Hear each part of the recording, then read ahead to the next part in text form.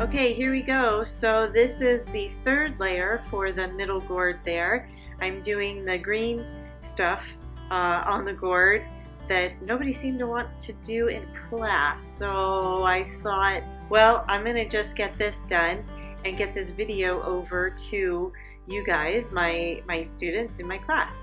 So I'm basically just finishing up the gourd with the green, with the base green color, and I'm going right over that colored pencil, by the way. I know I demonstrated some colored pencil on there during class. I'm just going right over it just to finish it up. I normally wouldn't do that, but you know, I'm not going to sell this piece most likely. Maybe I'll make some prints of it or something, but so I think it's okay just to go over the colored pencil. It's fine. There wasn't enough, you can tell. Anyway, so I'm just doing some fine little splotchy green, and I'm trying to get the depth of the gourd, the little pointy things, and work on the shadows. So I'm going light in some areas with the green, and then I'm really doing more green. I'm kind of charging with my green color in some of the other areas. But really I'm going for the depth and getting kind of the structure of the gourd right now, which is really just working on shadows, your lights and your darks. So right here I'm making sure to leave enough of that light green color. I don't want to cover it too much there right in the center of the gourd, because I want that is hitting the sun. So that's really getting the reflection of the sun. So I'm not really going to cover that one too much. I'm going to cover it more on the outer end of the gourd there. Going to do some green and try to get that little separation there of kind of the fold, I guess, the gourd is doing. So yeah, just kind of dotting away and playing and not really being too careful. This is again this is like another layer. There's gonna be a couple more layers that go over this. So, and I'm gonna be doing the final layer in colored pencil for some details and for some pops. Not a lot, because I want this to kind of be painterly anyway with the pumpkin. So not a lot, but just to get some edges and some detailing, crisp corners and crisp edges, really. That's where the colored pencil comes in. So again, you can just kind of see that, yeah, just kind of playing around. Obviously I sped this up, but I'm not really going too fast. I'm kind of taking my time and enjoying the process.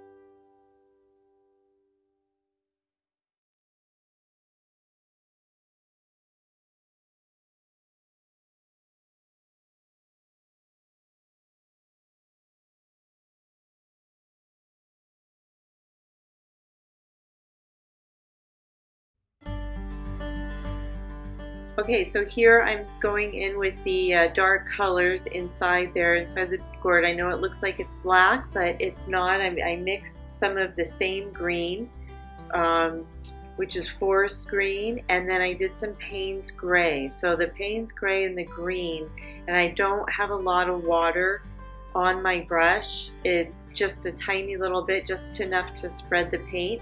So that's what's making it really dark as well. And then I'm going in, and this is going to create the depth too. Now I'm going for the darker green, and I'm going to get that kind of round effect that you see in the gourd. Trying to get that circle effect, and then and that will give it the depth and the curve that I'm looking for. And then I also do some highlights with gouache after this to get the lights in, to get that curve and that feeling that it's rounded right there, that circular. So just keep dipping in, and I'm doing a little green in some areas and more Payne's gray in others, so it's not like a flat black, and I'm not covering up the white that I saved there from the masking fluid. I'm just going over that white really lightly so some of it comes through. So that's just the paper there, those little that white mark, those white spots that you see. And just randomly filling in some shadows. When I get a particular consistency of paint on my brush or a specific color that I really like, then I'll go do an area that I think that color consistency would be good for. Like I did the shadows there. I wanted that area to get kind of really dark, but not too dark. So I had this nice little musky green, and I thought, oh, that would be a good shadow color. So I kind of threw it over there, and once it dries, it gets a lot lighter. So I thought that would be a good color. And then I go back and into the darker inside of the gourds there, the little crevices and crevasse, the dark color there. So that's why I let the shadows or one area dry. I go back to another area, and when I have the right consistency on my brush or right color, I'll go do something else. So you're just kind of hopping around your painting. Pardon my little hair in the way there, my bangs. Getting some more definition here. And there's a couple of layers towards the end of the painting where it all comes together and you can kind of see the light at the end of the tunnel, and that's just the best when that starts happening.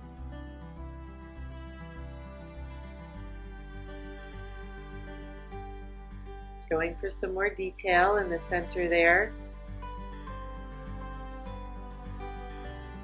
So here I'm using gouache and just trying to get some highlights there in the middle, and I know I'm going to go back over it with some dark pencil to get my colored pencil to get the highlights and stuff. So I'm kind of going to go heavy on the gouache here because I want to go over it with some really vibrant colored pencil to get the center there to kind of pop. So I'm kind of making a mess here, but I'm not worried because I know what I'm going to do later. There's going to be another layer.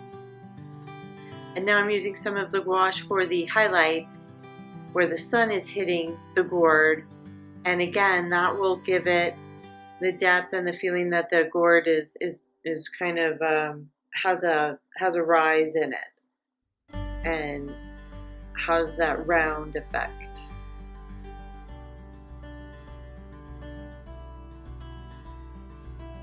And again, I added a little yellow to the gouache so I can have a highlight, just kind of make that, trying to get that circular effect of the gourd.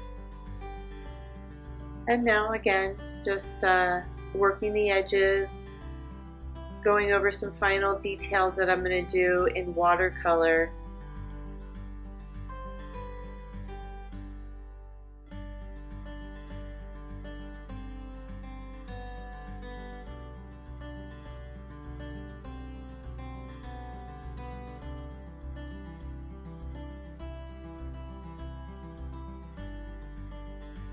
And I've been working on this for about an hour, or maybe a little bit more, and it's getting time to walk away. So you want to always take a break. Take lots of breaks. Stand back, look at your painting, squint at it. It's always good to squint, or squint at your reference photo if you're having trouble seeing what's wrong with it or what are you missing. Giving your reference photo squint, and then squinting at your piece, it focuses in on the highlights and the lowlights. So your eye looks at everything a little differently. So getting some more base here. I know I'm going to be going over this colored pencil in some really bright oranges and some reds. So I just want to get kind of a nice base here and a painterly look.